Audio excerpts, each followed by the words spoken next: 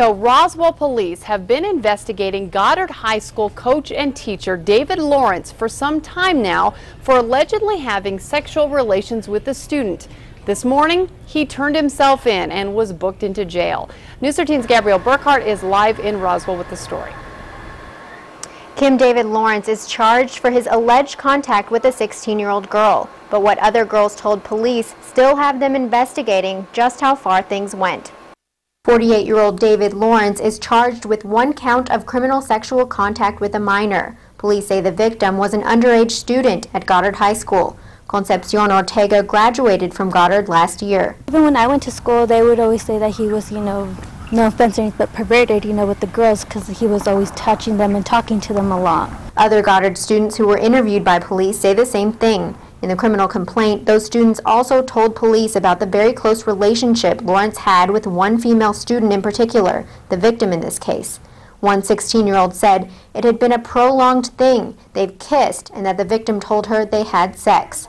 Another girl said she'd seen a lot of things, like walking by her, he would slap her butt, like it's so discreet no one really notices. Ortega says she also suspected it. It seemed very suspicious, but even with I knew it was going to end up being that girl because when I was 12th grade last year, I would always see her hugging him. Lawrence has taught health class at Goddard since 1995. In that class, Lawrence taught sex ed.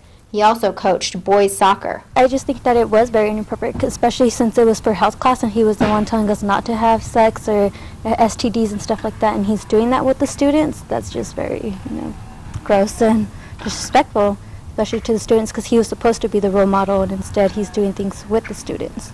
Lawrence was put on paid leave back on August 26th when the district learned of the criminal investigation. The superintendent's office said in a written statement, parents and the community should know that RISD takes these types of allegations very seriously. RISD will be reviewing the matter closely and will respond accordingly to its policies and applicable law.